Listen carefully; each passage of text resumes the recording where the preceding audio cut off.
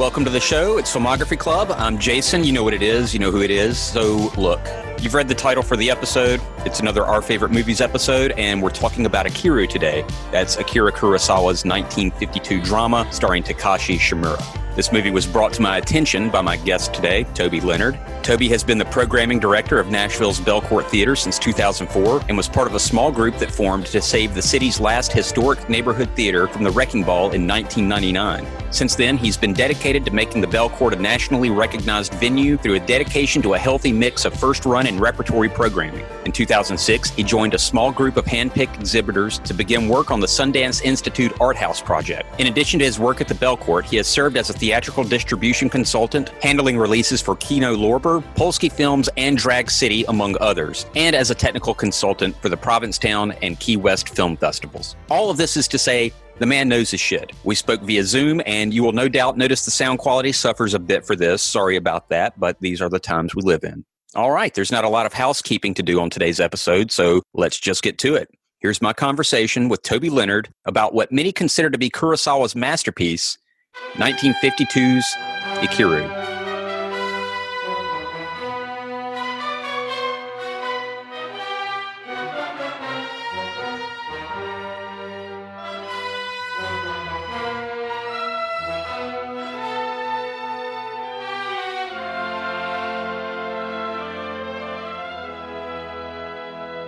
All right, I'm here with Toby Leonard. Toby, how are you, man? I'm doing A-OK, as well as I can be under the well-known circumstances we're all more or less in at the moment. Yeah, indeed. Welcome. I appreciate you coming on the show. This is our first time actually meeting each other, as it were, face-to-face via Zoom. That which binds all of us these days. And the ever-present Zoom, indeed. So today we're going to talk about Ikiru. And I have to say, whenever you sent me the email saying that that's the movie you wanted to talk about, I was like, okay, that's fine. I haven't heard of this movie. That's great, though, because that's kind of one of the reasons why I'm doing this podcast, so I can learn more about film. And I'm going to just go ahead and out myself right now.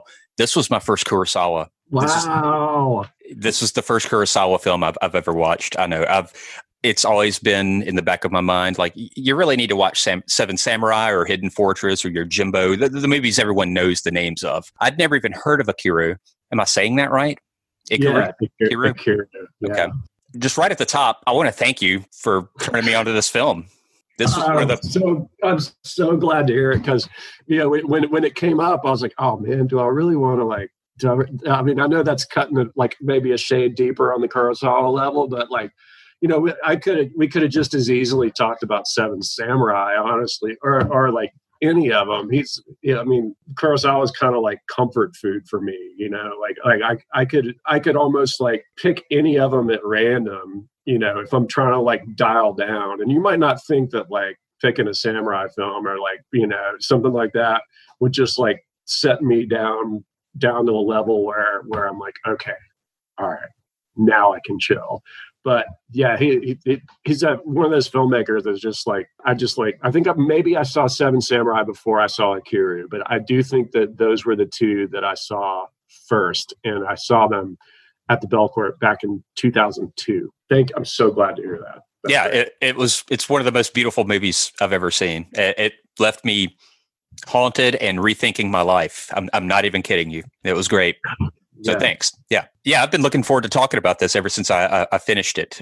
Dude, I want to hear it, man. Tell me everything. Well, where to start? I guess we need to set the table. This is, of course, an Akira Kurosawa film, legendary Japanese filmmaker, the go-to example of a Japanese filmmaker, I believe. He had a 50 plus some odd year career. Made movies for decade after decade after decade. He highly influenced everyone that you've heard of. Spielberg, George Lucas. Like, there's tons of stuff I hear taken from, Hidden Fortress for Star Wars? Well, right? Hidden Fortress is often pointed out as a touchstone for Star Wars, particularly there is the princess who is, the princess who needs to be saved, but there's also like the bumbling idiots, which are kind of like the R2-D2 C-3PO prototypes. But, right. And there's a lot of visual flourishes as well that he obviously copped. But Mm-hmm. Yeah, so this is his, I believe it was his 13th feature film to direct. It's a 1952 movie, won lots of awards. It's the predecessor to, it came out the year before Hidden Fortress, which is widely considered to be his masterpiece. But oftentimes, just from digging around for this episode, a lot of film critics consider Ikiru to be his true masterpiece. I'll stop you there. Hidden Fortress actually came out in 58. Which is that was right? Like, yeah, so basically... Seven Samurai? Is that what I'm thinking? Ikiru is 52. Right after that is Seven Samurai.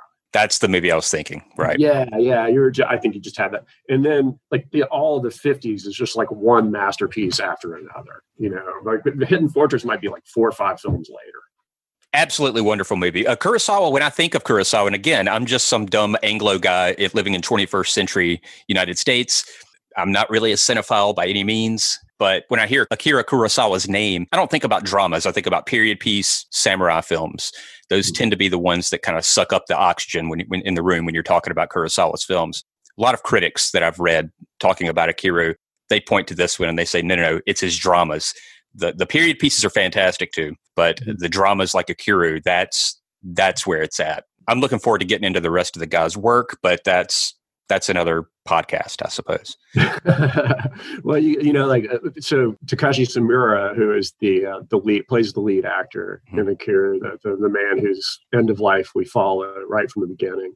He winds up being like kind of like these great character actors in the other movies, but I think this might be one of the few where he's the lead, except for maybe this and Drunken Angel, which is also kind of like a little bit in the dramatic realm. If you're into that, you might find out. But obviously, the Kurosawa is most closely associated with Toshiro Mifune, who is the seventh samurai. He's Yojimbo. He's the main badass in all the badass Kurosawa films, but he's not in this movie, I don't think, at all, unless he plays a cameo. There's so many of these cats that you see in and out of all the films, include so many of them that are in Ikiru at various points. And once you kind of get a little bit deeper, you'll start picking those people out. Yeah, I watched about the first half of Ikiru yesterday, a rewatch, just to refresh my memory on it, because it's been a couple of weeks since I watched it all the way through. And I watched it with commentary. And the guy doing the commentary was a guy that's written a book about Akira Kurosawa's films. He says, I think there's 5 of the samurai. 5 of the 7 are in this movie. And he was pointing them out as they popped up. Oh, cool. I have to go back and check that out. That'll be great. So yeah, I guess we should start at the top here. Akira Kurosawa co-wrote and he directed this film. It's a drama, 1952, and it's about a man named Watanabe. He's a bureaucrat in post-war Japan. And we're going to get into spoilers, by the way. There's no point in trying to keep that away from our conversation. It's kind of hard to talk about this film without talking about that last hour. Well, it's also kind of hard to not talk about the film without talking about the very first shot, which is that shot of where we are indeed informed that this is a dead man. It's a shot of his it's a, what do you call it? An X-ray of his stomach. Yeah, it's his stomach. Yeah, stomach cancer. Yeah. And they're basically laid out right at the beginning. This guy's done for. That's the first minute in the movie. So thankfully, it's not one you can spoil too much. Yeah, they let you know right at the top. This guy's doomed. He's got maybe 6 months tops, and here we go. And it's a very, it's just a moving story. I just how to start. So the guy finds out he's doomed right at the beginning of the film, and he's a bureaucrat, post-war Japan, and he starts to feel like his life really hasn't amounted to much of anything. He hasn't done much of anything to be proud of. He has a son with whom he lives and his son's wife, and they are both just shitty people. And that's one of the themes of the film, I believe, is family. And I'm sure we'll get into that in a little bit here. The guy doesn't really feel like he's done much of anything. He works in a bureaucracy who are constantly giving people the runaround, not really helping out the public like they ought to be doing. Their goal is to clock in every day, never miss a day, and to do absolutely no work. Yeah, that's the thing that sets this whole thing off. Is like this guy has been in this position for, I think that maybe they say after like 25 years of service, it's like one day he doesn't show up to work, and that's how that's like the thing that sets this whole thing into motion. It's just like one simple thing. Well, he didn't show up to work. What's going on? And that basically gives forth to like the first act, which where you do kind of like it's the time where it's him discovering his illness, realizing all these things that he has to account for in his life and all of his shortcomings. And it's interesting you brought up this scene with his family, or when you first meet his family, I guess it's his son and his son's wife, right? Right. And he comes back home after he's discovered that he's dying. Can't really like give them any sort of, I guess that's also a conceit of the film is like, even all the way to the end is who really knows about it, other than one instance, which we'll probably talk about. Nobody knows about it, but you get this setup with the family. And when I rewatched this film, which I did in the last couple of days, in preparation for this podcast, I picked up on that sequence where it establishes his relationship with his son. It's like he comes home that night, and what does he see? He sees a baseball bat as it's set. It's like his door jamb. It's his door lock. He looks down at this baseball bat, and then it flashes back to hit his son at this baseball game. And his son's not a great baseball player, and then we see like his son, then he's a little bit older, and he's like taking his son for an operation, and you see, all this affection that he has for his son. The son goes off to war. He's waving him off to war. And I was reminded of that scene in Up, that critical scene in Up that establishes I'm talking about the Pixar movie, that establishes the widow's relationship with his wife. Right. And I don't think I'd seen Up at that. I just kind of like had this, I was like, oh shit, that's Up. Yeah, that heartbreaking montage of the life they had together. Yeah, the life he and his wife had together. But here it is, it's like him and his son. It's establishing his and of course, the heartbreak is when it comes back to the present and you realize his son's only concerned about things like inheritance and right. Yeah, so he doesn't even bother telling his family or anyone, his coworkers, nobody that he's just that he's dying. So the next bit of the film, we just watch the guy go through the stages of grief, I suppose, and he tries to deal with it in various ways. He decides to carpe diem, and he finds a party buddy, a running buddy, and they hit the nightlife and a hipster rider. Yeah. He meets him at a noodle shop. I mean, how perfect is that? It's like, I really like that guy too. That character was great. So we watch this guy go through, I guess, the 7 stages of grief. Finally, he accepts it. And then that's like the first hour and 20 minutes or so of the film, hour and a half. It's all linear. And then we just jump ahead a good 5 months or so to the end, and then we get that whole sequence at the end, which is just beautiful, beautiful stuff. I remembered this as a movie that seemed like it had like a first half and a second half. But on my rewatch now, I'm thinking that there actually is in 3 parts. It's like you say, it's like there's a kind of like the first act is the whole thing of him realizing, and then he runs in with his cat in the noodle shop, and then they go out on like post-war jazz age Japan, where everybody's just drinking and throwing down, and it's like Kid Rock COVID nightmare type of club scenario where everybody's just shoulder to shoulder. You can see all the American influences coming in.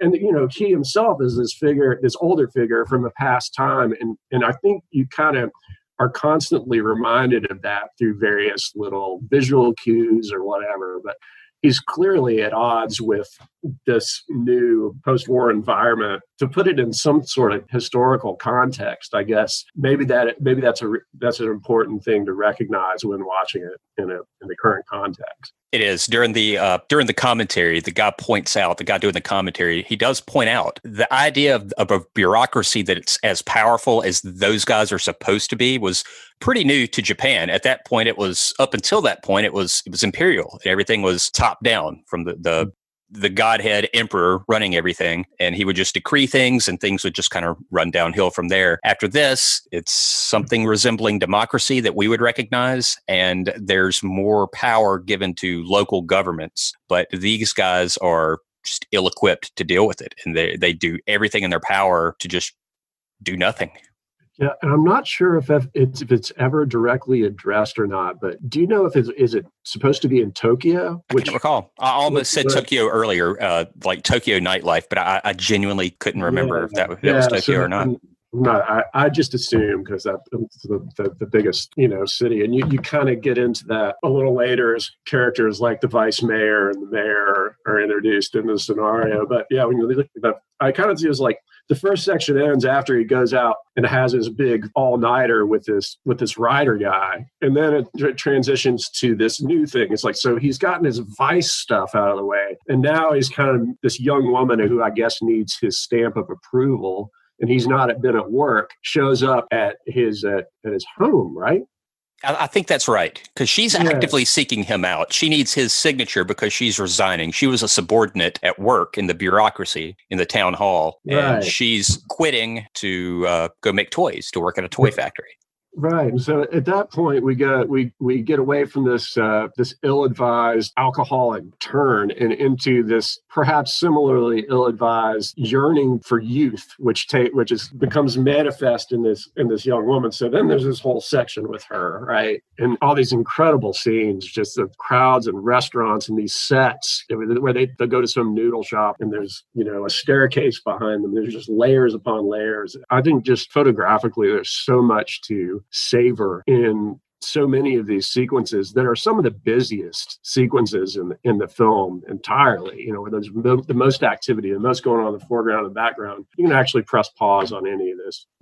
That's what they say about great movies. Press pause on any of them. It's like you just hang it on your... Every frame of painting. Every frame of painting. Kurosawa, I've always heard the guy was the master of the frame, and he always keeps the frame interesting. Like you said, there's always something going on. My absolute favorite scene in the movie, more so than the final scene, the iconic swing, is the scene where he decides, I know what I'm going to do, when he's talking to her and there's that birthday party going on in the background. So you're watching this really dry, almost still conversation between two people across a table about mortality. And then in the back, that's really lit up, there's this big window, and behind it is a big party room. And these teenagers, I think, really young people are back there, and they're just throwing down. It's a party going on back there. It's just absolutely wonderful. And there's the symbolism that goes on in there. And I did not know this. This movie taught me that, I suppose, according to this movie anyway, when Japanese people sing happy birthday, it's in English. Mm-hmm. It's the only English in the entire movie. They sing happy birthday to the girl as he's leaving and going down that big staircase. And that's the moment he has his rebirth. As they're singing happy birthday, he has his metaphorical rebirth. Yeah. And that's also right. I think that moment is marked by a siren and a quick cut to his funeral. So that's that point where okay, now we've left the president of the whatever, pluperfect. I don't know what the fuck it's called. Yeah. We'll call it the present. We've left this sort of present and we've jumped forward. And then this kind of whole new movie opens up. It really is. It's a totally different framing device to tell the story. So we get to the last 50 minutes, hour or so of the film, and it's his memorial service, and it's all of his family and coworkers sitting around just talking about the guy. And it's just so perfectly structured. I mean, I think one of the first people to speak in that is supposedly this vice mayor guy, who I don't remember if he shows up in kind of the early scenes of like the bureaucratic passing the buck or whatnot, but he kind of sets the stage for this whole thing, and to where he's basically saying, well, yeah, and now we didn't talk about the park. Basically, the thrust of this is even right back in the very beginning of the movie. The thrust is there's this cesspool mosquito pit in this poor part of town. And the women come to Watanabe's office to see about getting it taken care of. I don't remember if the idea at the time was to float it as a park or what, but they just had this health hazard in their neighborhood. And that sets up the bureaucratic dilemma. It's like, well, this isn't our section. This is the Parks Department. And then the Parks Department's like, oh, no, this is Public Works. You got to go to Public Works. And, with each shift, you get that wipe. It's like, and there's another thing you see in Star Wars, right? The left to right wipe, or the right to left, as it were, depending on where the motion is coming from. But yeah, so I mean, ultimately, the tertiary character, I guess, as it were, in this film is this piece of land that he turns into a park through sheer force of will. And interestingly, I guess we don't really learn about that until the funeral, do we? Other than other than the early appearance of this probably 4 or 5 women that show up. And that's what's so beautiful formally about this film. When you get into that final section with the funeral, all of these little droplets or morsels or whatever that are dropped in the path all the way along start coming into play. First, you meet this vice mayor guy, and he's saying he doesn't deserve credit for this park. I think that we all deserve a little bit of credit for this park. And that just kind of sets the stage for this, what is basically this funeral, or this wake, I should say, of a bunch of bureaucrats that work with the main character and like 3 members of his family. And I love how as the scene goes on, everybody's getting like more and more drunk, and the truth starts coming more and more out. Just like any good drinking session might devolve. But I mean, there's so many like just beautiful things. And all the while it's framed, you see his photograph is very frequently pictured in the background whenever almost anybody in the scene is speaking. And usually when somebody opens their mouth, it immediately cuts to flashback. And we start learning through these flashbacks the story of how he quietly, unbeknownst to most, made all the difference in the lives of these people in this one neighborhood. And I love that, again, he didn't tell anyone that he worked with. He told nobody in his family that he was dying. So they start putting that together. This guy knew that he was dying, and here's why I think so. And some guy, and they would go into a flashback, and then that triggers everyone else that hears that when they go into their flashbacks, like, wait, this interaction I had with him a few months ago, now I'm looking at that in a totally different light. And then it shows that, and everyone starts piecing it together. This guy knew he was dying, and he motivated us just to do our jobs. And by the end of the film, everybody that works in that office is fired up about how, in his memory, they're going to turn over a new leaf. They're not going to give people to run around anymore. And damn it, we're going to make this a fun community. We're going to do great. And of course, it all falls apart the moment they go back to work, and no one changes. No one learned anything. Yeah, that's the final 90 seconds of the movie, it seems, Well, actually, no, because I might say that you're left with a degree of hope at the end. Because after the close of the funeral, after all these men have got suitably drunk, admitted their deep disgrace over the state of things in City Hall, which is where they all work, I guess, is City Hall. Then we cut back to the office, and it's the next day, the next week, stuff, 3 months. You don't really know. They never give us a time frame. The movie's full of jumps, but go ahead. Right. You see these early things, these motifs, the stacks of paper, reams everywhere.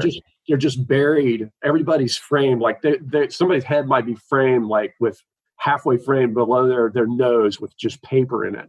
And then the camera might go down to where they're just buried, and there's the one sober guy at the wake. And he's the guy who, while all these people are just slurring, drunk, making promises, he's the guy standing over in the very corner, calmly listening. And then you see him kind of like, at one point you see him turn towards the portrait, and all the noise seems to fall away. And that's really interesting about that kind of second to last scene back in the office, is that he winds up being the guy buried in paper. There's an incident where somebody comes in, they want something, and one of his cohorts, who had previously been drunkenly professing to change everything, we're going to change everything. Well, the guy's just not moved whatsoever. Mm-hmm. So our sober friend stands up, knocks something off behind him, hits the ground. And there's this moment of tension, right? It's like between him and whoever has taken Watanabe's place as the sector chief. And they look at each other real deeply. And it's clear that there's nothing that's going to happen. And so our sober friend sits down, and the camera goes down and buries him in a pile of paper.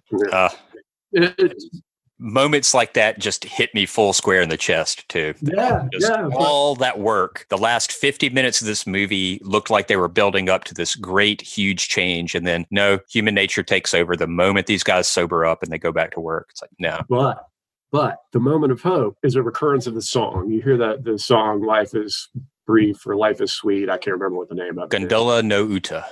Ooh, in Japanese. I've got it in front of me here. Yeah, so here's this hopeful song, which I believe is the third time it's played in the movie, and it's a shot at dusk in this park, and there's kids playing everywhere, and maybe there's a father swinging a daughter, and there's people all over the place, and up in the top you see a shadow, and that's our sober friend. That's right. But he shows up, and it's just his silhouette up in the shadow looking down, and that song keeps playing. The end. Not a dry eye in the house. They set that moment up beautifully too, because earlier in the film, once he finds out that he's dying, our hero Watanabe is in a bar and he sings along to that song. I've got the Wikipedia page for Gondola no Uta in front of me. I'm going to read from that for a moment. It's a 1915 romantic ballad. So the lyrics are presented as the advice of an experienced individual to younger people regarding the fleeting nature of youth and the caution against missing the opportunities of youth when they are available and before they have passed with growing age. At the beginning of the film, he's dying. He knows it. He's sad about it. And he sings this song. And depending on how you intone the song, it has a different meaning. This is just wallowing in self-pity if you sing it the way he did. Life is brief. Fall in love, maidens, before the crimson bloom fades from your lips, before the tides of passion cools within you, for there is no such thing as tomorrow after all. And it's very sad.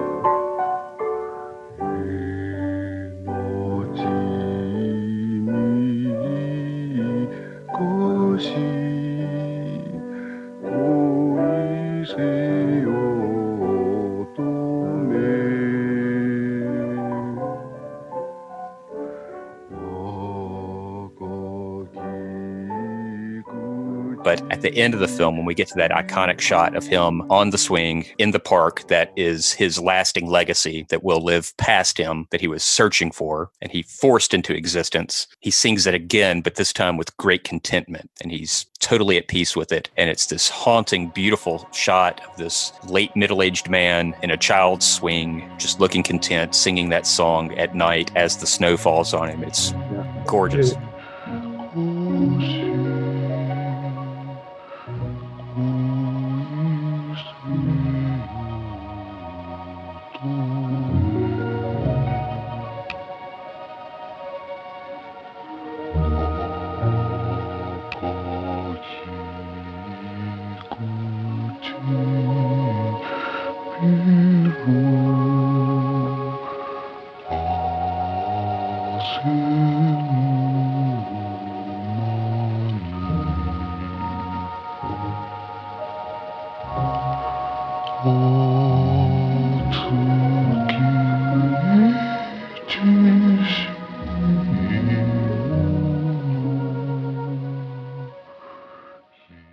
It's something, and if you look back at the first time when he sings it, he's in the bar.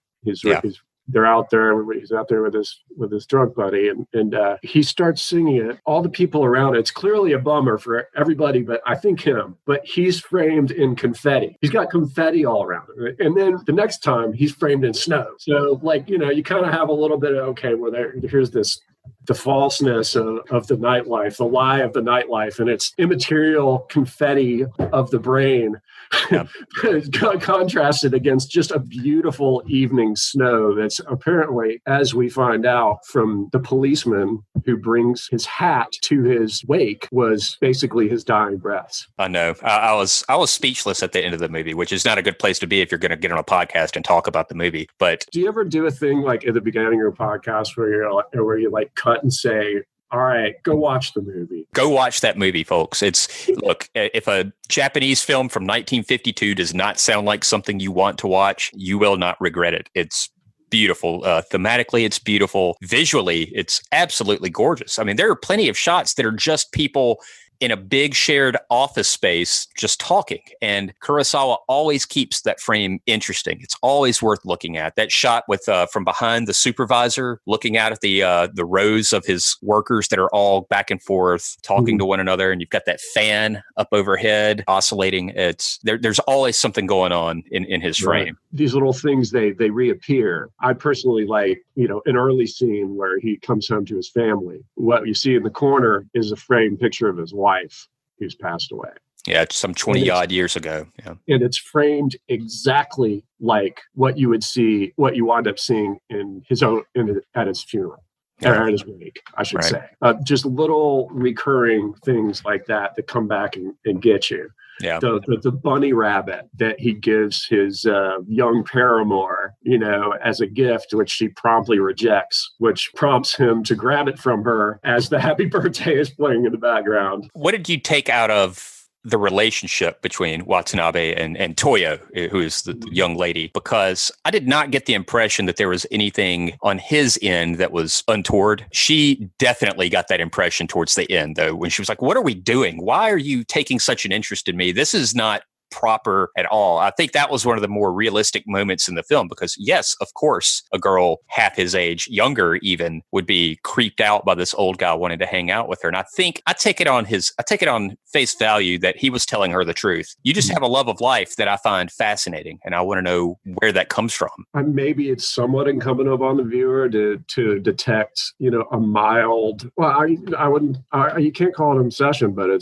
maybe it's a mild crush, but it's a crush on her youth, because she's clearly at certain points she's not really having it. There's some of these scenes in these in these very crowded environments where she's pressing him like, "Oh, where are we going to? We're just going to go to another noodle shop or whatever," and he's just sitting there. Just you can feel him folding in upon himself, in upon his sorrow. I think when they first, correct me if I'm wrong here, but I think he had not slept after this long night with the hipster writer dude. She approaches him in the morning, and then they just go out immediately and start eating and drinking and going, or maybe not drinking, but like going to all these basically amusements. And dude just doesn't sleep. That sounds right to me. So the actor, what's his name again? Takashi Shimura.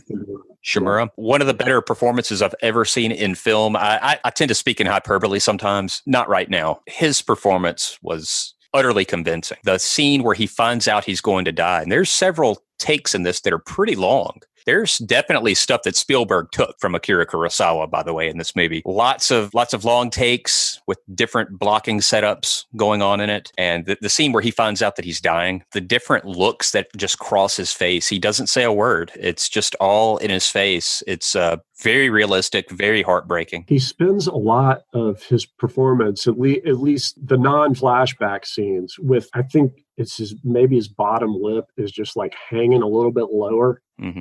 Than his top is, and it's kind of just gives this feel of like just things aren't good for this guy. His lips hanging a little bit lower. But like if you contrast Shimura's performance in The Seven Samurai, the next film that they would make together, he's like the Zen guy, and he's got this shit-eating grin on his face most of the time, and it's just like it's a completely different thing. And I think you'll get a lot out of this. And also, I think that a lot of things we're talking about formally can also go back to Rashomon, which I think was a couple of films before Akira, especially the notion of the funeral, in which we learn through flashback everything that happens.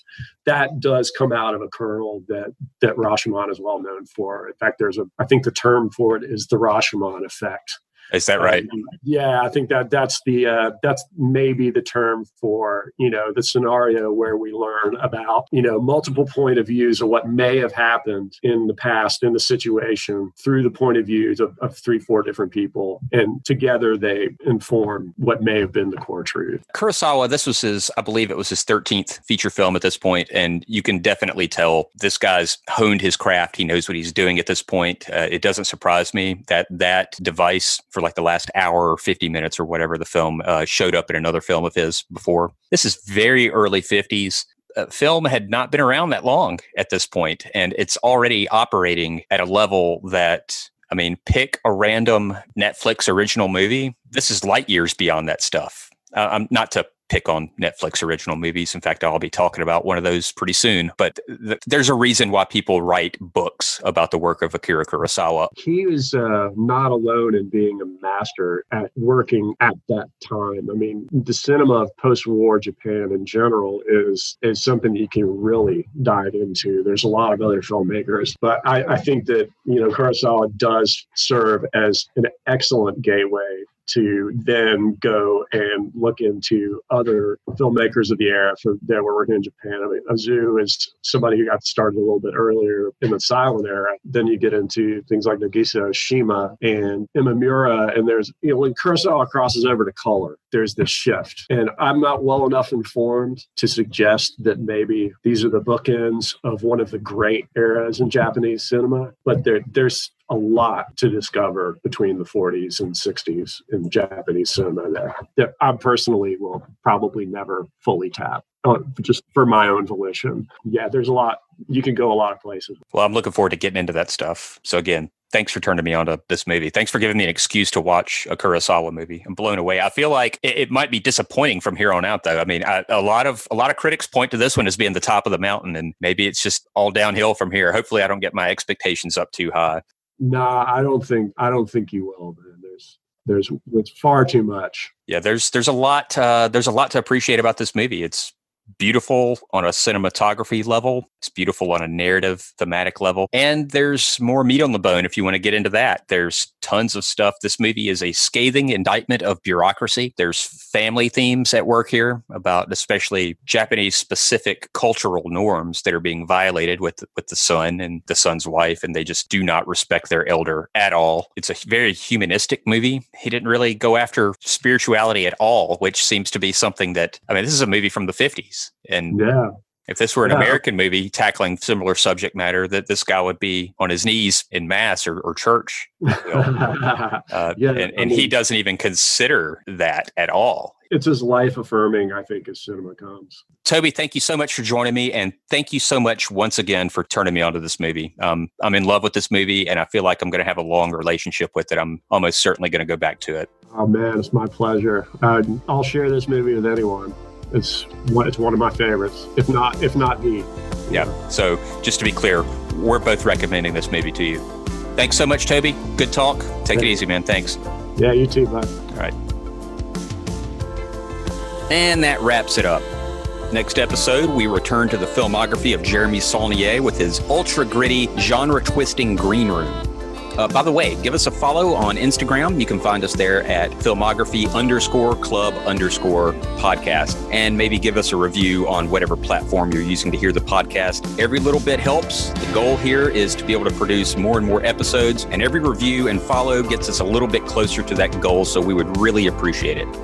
I want to thank my guest, Toby Leonard, for his insight. I'd also like to thank Michael Eads, Will Fox, and Ross Warner. Filmography Club is produced by the always hardworking folks at We Own This Town here in Nashville, Tennessee. I'm Jason Caviness. This is Filmography Club. Thanks for listening.